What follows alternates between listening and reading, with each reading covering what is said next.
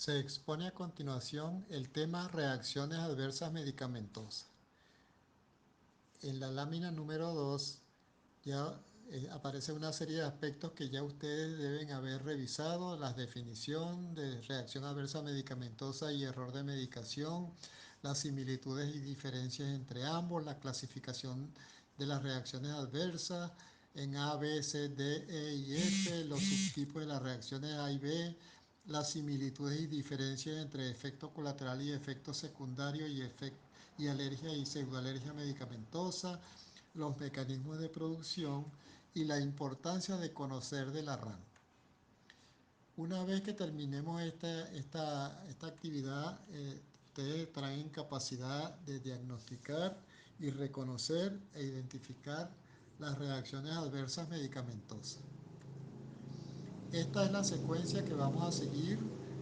¿Cómo va a ser la clase? En primer lugar, vamos a hablar de las ventajas y desventajas de los fármacos. Luego el concepto de RAM y de error de medicación y sus diferencias, la clasificación de la RAM, las características de las reacciones adversas y la importancia del conocimiento de la RAM. En la lámina 5 tenemos las ventajas y desventajas del uso de los fármacos. Las ventajas se refieren a que los fármacos han logrado aumentar la expectativa de vida de la población mundial, al punto de que para el siglo XX esa expectativa pasó de 25 años por el tratamiento preventivo, curativo y de control de muchas enfermedades. Pero también mejoró la calidad de vida por cuanto los medicamentos han logrado eliminar o anular o reducir muchos síntomas molestos como el dolor, la fiebre, los vómitos, etcétera. Esas son las ventajas, pero resulta ser que también existen desventajas de los medicamentos, también relacionados con su efecto farmacológico. Y esas desventajas se resumen en lo que son los acontecimientos adversos medicamentosos, específicamente reacciones adversas y error de medicación. En la diapositiva 6 tenemos la definición de reacción adversa medicamentosa. Se trata de un efecto no deseado que aparece cuando se administra un medicamento a la dosis adecuada, y esa es la clave: la dosis adecuada para el paciente adecuado durante el tiempo adecuado para tratar, diagnosticar o controlar una enfermedad o para modificar una función fisiológica. Por el contrario, un error de medicación es también un evento o un acontecimiento adverso que puede producir lesión al paciente por su utilización inadecuada, mientras el medicamento está en control por parte del personal de salud, del paciente o del consumidor, y es un evento que puede evitarse. Entonces, las similitudes entre una reacción adversa y un error de medicación es que ambos son eventos adversos medicamentosos, ambos pueden producir daño al paciente, y un error de medicación se puede manifestar como una reacción adversa medicamentosa. Y ponemos un ejemplo: existe un medicamento que es la vancomicina. Cuando ella se administra demasiado rápido puede producir un cuadro que se denomina síndrome del hombre rojo, donde existe una vasodilatación generalizada y agitación. Cuando se administra rápidamente aparece ese cuadro. Es decir, aquí el error de medicación es la velocidad de administración inadecuada. Por lo tanto, el paciente va a desarrollar una reacción adversa que es el síndrome del hombre rojo. Ya veremos más adelante otros ejemplos de lo que son los errores de medicación. En la diapositiva número 9 tenemos las diferencias entre una RAM y un evento y un error de medicación. La RAM se trata de un evento impredecible. El paciente es el correcto, como tal el fármaco, la dosis, el lapso interdosis y la vía de administración, así como el tiempo de tratamiento y la velocidad de administración son adecuados. Por el contrario, en el error de medicación se trata de un evento prevenible. Puede tratarse del paciente incorrecto o el fármaco, la dosis, el lapso interdosis, la vía de administración, el tiempo de tratamiento y la velocidad son inadecuados. Acá tenemos la clasificación general de las reacciones adversas. Como pueden ver, son reacciones tipo A, tipo B, tipo C, D, E y F. Y las reacciones tipo A y tipo B se subdividen en subtipos. Las tipo A en sobredosis relativa, efecto colateral, efecto secundario e interacción medicamentosa. Y las reacciones tipo B en subtipos alergia medicamentosa, pseudoalergia medicamentosa, idiosincrasia farmacológica y fotosensibilidad. Esta clasificación inicial solo contenía estos dos tipos, A y B, pero posteriormente se fueron agregando otras y así tenemos las reacciones tipo C que aparecen por el uso continuo, las reacciones tipo D que aparecen en forma demorada o retrasada cuando el paciente recibe el medicamento por mucho tiempo, las reacciones tipo E cuando suspende el medicamento y las reacciones tipo F cuando no hay ninguna respuesta al medicamento.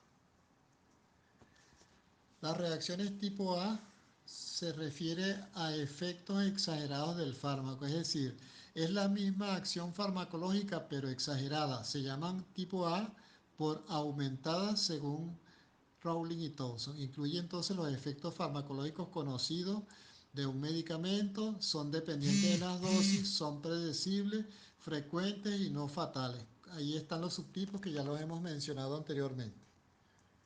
Las reacciones tipo B no están relacionadas con los efectos farmacológicos conocidos.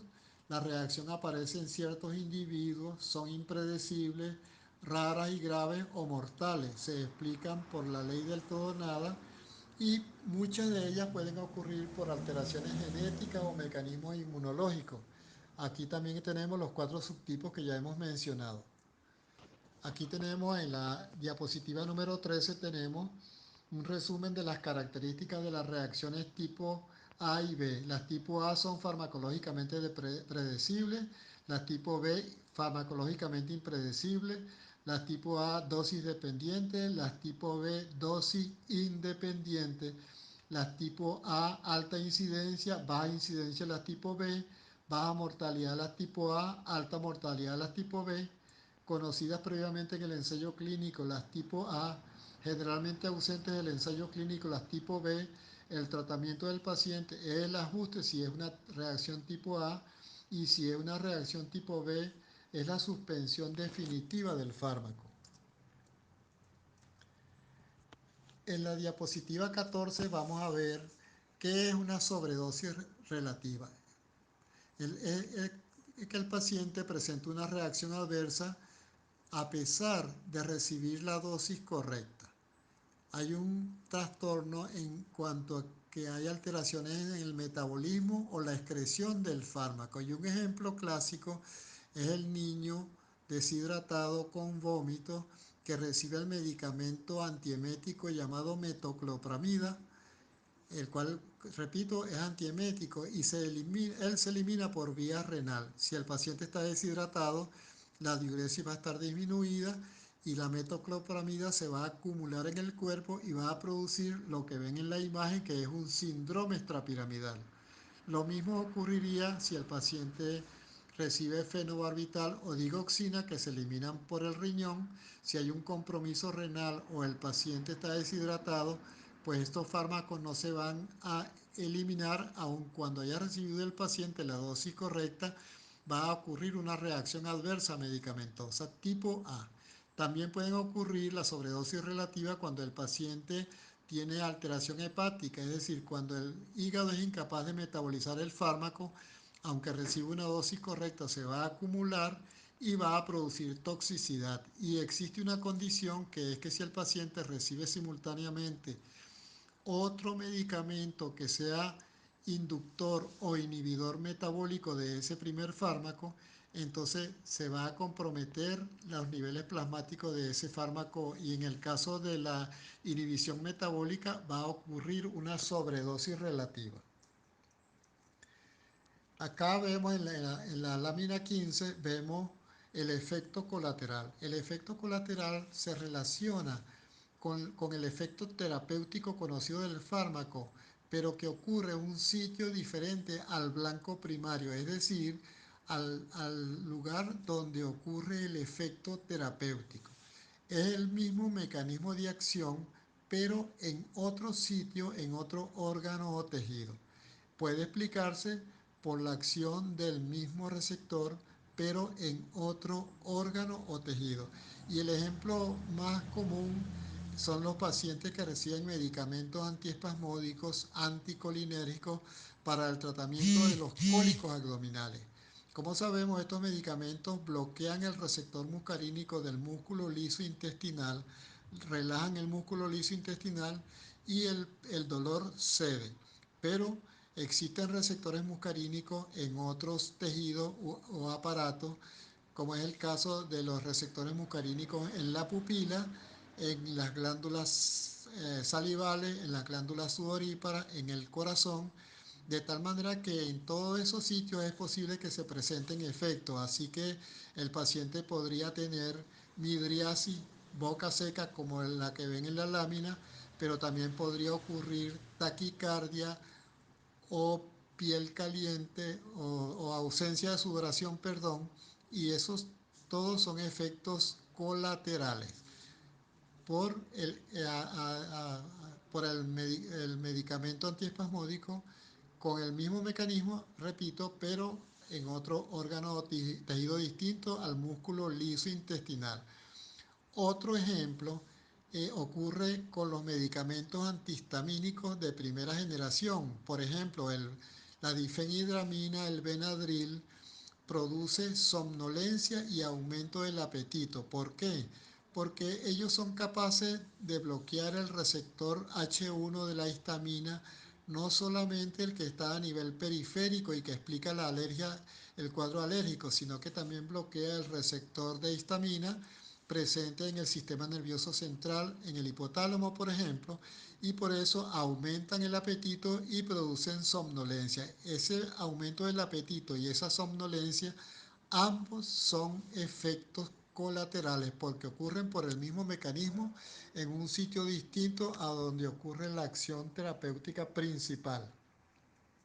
En la diapositiva 16 vemos el efecto secundario. El efecto secundario, a diferencia del efecto colateral, ocurre por otro mecanismo de acción o es por la interacción con otro receptor o como consecuencia directa de la acción. Por ejemplo, los mismos medicamentos antiespasmódicos que vimos antes son capaces de producir hipertermia y rubor facial. ¿Por qué? Porque estos fármacos son capaces de bloquear, como antiespasmódicos que son, actúan en el receptor muscarínico en la piel, también bloquean el receptor muscarínico de las glándulas sudoríparas, bloquean la sudoración, al bloquearse la sudoración aumentan la temperatura, la hipertermia entonces ocurre y como consecuencia de ese acúmulo de calor, el organismo produce una vasodilatación compensadora para disipar el calor a través de los vasos. Ambos efectos, hipertermia y rubor facial, no están relacionados directamente con la acción, con un efecto sobre receptores, sino que es consecuencia del uso del fármaco. Así que hipertermia y rubor facial son efectos secundarios.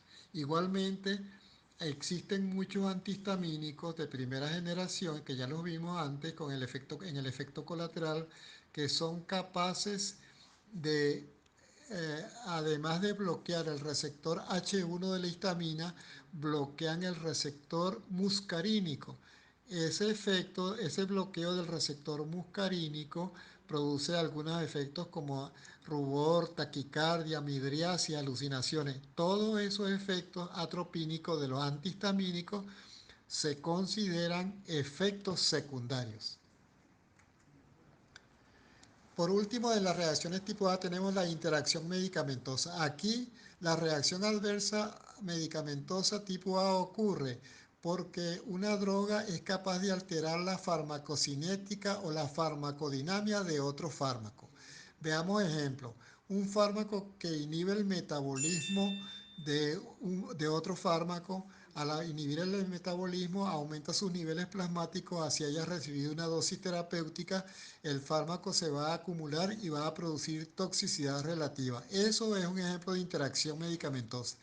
Otro ejemplo es que un medicamento sea capaz de inducir el metabolismo de otro fármaco y al inducir el metabolismo se reducen sus niveles plasmáticos y ese fármaco va a estar en niveles subterapéuticos o ausentes. Este es un ejemplo de una inducción metabólica en la cual pues no hay ningún efecto terapéutico del medicamento inducido.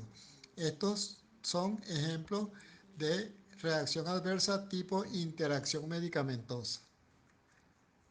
Y las reacciones tipo B que nombramos ya antes, como dijimos, no están relacionadas con los efectos farmacológicos conocidos. Son reacciones que aparecen en algunos individuos, son impredecibles, raras o graves o mortales. Se explican por la ley del todo nada y pueden ocurrir por alteraciones genéticas o mecanismos inmunológicos.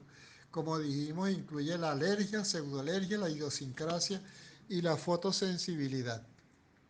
La alergia está relacionada con una respuesta mediada inmunológicamente, porque el fármaco o sus metabolitos se comportan como aptenos e inducen la formación de anticuerpos. Posteriormente, esos anticuerpos reaccionan con el antígeno, que es el fármaco, promoviendo la liberación de histamina. Por lo tanto, tiene que haber un periodo previo de sensibilización a menos que el paciente ya esté sensibilizado y cuando recibe el fármaco sospechoso va a producir la reacción. Por ejemplo, el edema de glotis y la urticaria que ocurre con antibióticos como la penicilina, el broncoespasmo y la rinitis que ocurre por antiinflamatorios no esteroideos, la púrpura trombocitopénica y la leucopenia que ocurre por dipirona y el síndrome de Steven-Johnson y la necrolisis epidérmica tóxica que ocurre por antibióticos, anticonvulsivantes y antiinflamatorios no esteroideos. La pseudoalergia medicamentosa es muy parecida a la alergia, sin embargo, la pseudoalergia, la respuesta no está mediada inmunológicamente, sino farmacológicamente. Es decir, el fármaco o sus metabolitos son capaces de inducir la liberación de histamina de las células cebadas y de los basófilos. Repito, por un mecanismo farmacológico. No hay mediación inmunológica, no hay sensibilización y generalmente ocurre con la primera dosis. Como es una pseudoalergia, entonces se habla de síndrome anafilactoide. El síndrome del hombre rojo, además de ser un error de medicación, si la infusión ha sido hecha sin a la velocidad correcta y aparece el cuadro, entonces se cataloga como una reacción adversa medicamentosa tipo B pseudoalergia. También puede haber shock anafilactoide por contrastes con yodo, edema de glotis y urticaria y broncoespasmo y rinitis como expresión de una pseudoalergia. Allí tienen una lista de medicamentos que pueden producir pseudoalergia medicamentosa. La idiosincrasia farmacológica. La idiosincrasia farmacológica se relaciona con que el paciente tiene una alteración genética enzimática o metabólica que no se manifiesta en condiciones normales, pero que cuando se expone a determinado fármaco se pone en evidencia dicha reacción. Se trata de una respuesta que es anormal cuantitativamente, es decir, es el mismo efecto aumentado o disminuido, o cuantitativamente se trata de un efecto diferente a las dosis terapéuticas del fármaco. Siempre el paciente va a recibir en la reacción adversa dosis terapéutica y aún así ocurre determinada reacción. Por ejemplo, hay individuos que toman antihistamínicos y presentan una somnolencia prolongada no de horas sino de días. Hay pacientes, por ejemplo, los pacientes con trisomía 21 que son excesivamente sensibles a la atropina, mientras que otros como los albinos son hiporreactivos a la atropina. Hay pacientes que reciben medicamentos hipnóticos o sedantes, tranquilizantes, y sin embargo presentan un cuadro de agitación psicomotriz que se llama reacción paradójica. Hay pacientes que reciben anestésicos inhalatorios y relajantes musculares y presentan un cuadro de hipertermia maligna, que es una idiosincrasia cualitativa. Por último, las reacciones de fotosensibilidad. Acá la reacción ocurre porque el fármaco o sus metabolitos reaccionan con la luz solar, con la luz ultravioleta, cuando el paciente se expone al sol, y ese compuesto original o sus metabolitos se transforman en tóxicos o alérgicos y producen entonces una serie de efectos como edema, máculas, pápulas, vesículas, bulas, urticaria y eczema. Ahí en la imagen tienen el cuadro la imagen de una paciente con una reacción de fotosensibilidad. También está una lista de medicamentos que pueden producir el cuadro. Esta es la primera parte de la exposición. Posteriormente le indicaremos le presentaremos la segunda parte. Hasta luego.